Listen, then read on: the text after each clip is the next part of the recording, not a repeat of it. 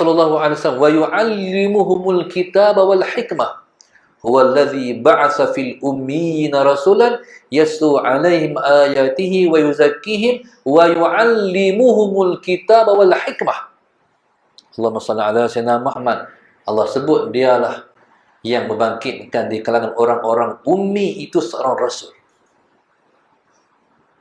Apa makna ummi? Ummi maknanya orang yang tidak tahu membaca dan tidak tahu menulis. Itu ummi. Allahumma salli ala sayyidina Muhammad. Kita kata, ummi itu macam makna ummi itu mak lah pula. Betul lah tu. Jadi, Nabi dibangkitkan di kalangan orang-orang ummi.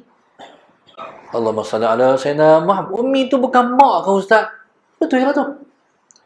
Pasal apa orang-orang yang tak tahu membaca dan tak tahu menulis disebut dengan ummi, dinisbah kepada ibu? Maknanya, mana ada orang keluar daripada perut ibu langsung boleh baca a, baba, tata, tak ada. A, B, C, D, tak ada. Orang yang keluar daripada perut mak, dia ummi, disebut pada ibunya, tidak tahu membaca dan tidak tahu menulis. Allahumma salli ala sayyidina Muhammad. Baik. Tuan-tuan, Nabi SAW, keistimewaan Nabi ialah ummi. Ummi itu ialah merupakan satu ketinggian untuk Rasulullah, tapi tidak pada umat. Pasal apa yang tak kerti baca, tak tulis ikut sunnah Ustaz? Tak betul. Orang tak kerti ni, bodoh kat ni, baca pun tak kerti, tulis pun tak pandai. Ustaz, sunnah Ustaz. Tak betul. Karena pada Nabi itu ketinggian, pada umat itu ialah satu kerendahan. Umat tak boleh. Sebab umat disuruh untuk iqra bismi rabbikal ladzi khalaq. Umat kena ada ilmu. Pasal umat kalau tak ada ilmu, umat akan dimasukkan ke dalam neraka. Sebab Nabi kata, "Uritun nar fara'aitu aktsara ahliha an-nisa wal fuqara." Allahumma salli ala sayyidina Muhammad. Dia perlihatkan aku neraka. Aku tengok dalam neraka ramai orang-orang kaya, ramai orang-orang fakir. Maka berkata para sahabat, "Aminal mal ya Rasulullah, fakir harta ke Rasulullah?" Nabi kata tidak. Bal wa minal ilmi, mereka fakir ilmu pengetahuan. Mana orang jahil tidak akan masuk syurga. Sebab itu kita wajib untuk melepaskan diri daripada kejahilan, untuk kita melepaskan diri daripada neraka Allah Subhanahu wa taala, untuk kita melayakkan diri untuk masuk dalam syurga.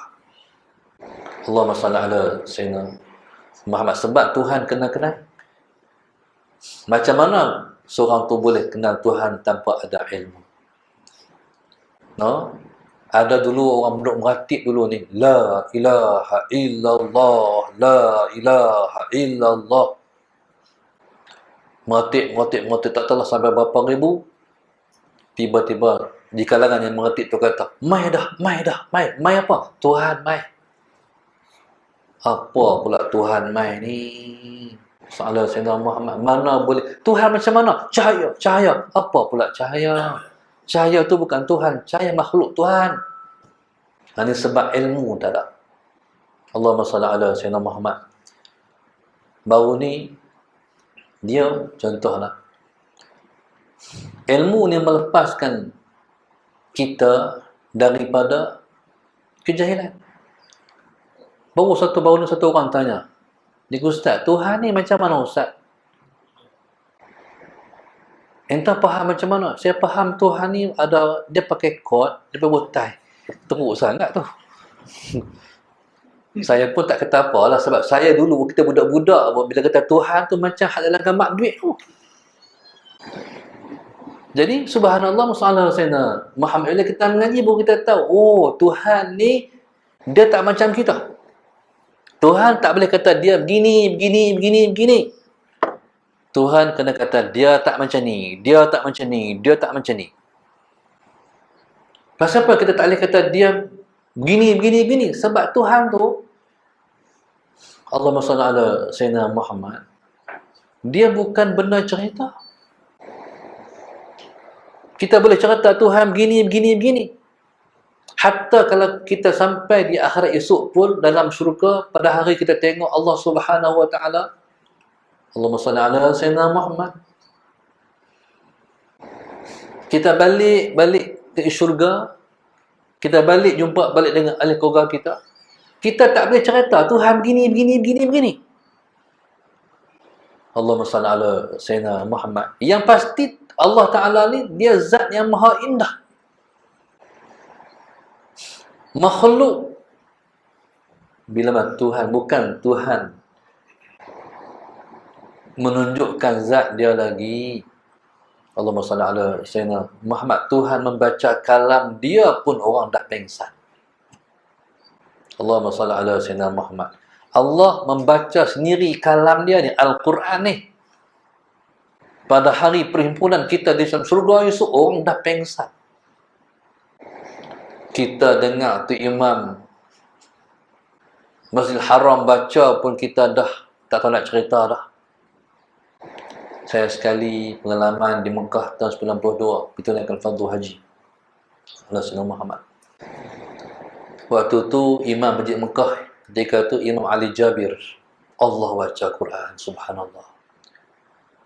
Maghrib pertama, saya duduk atas sutuh.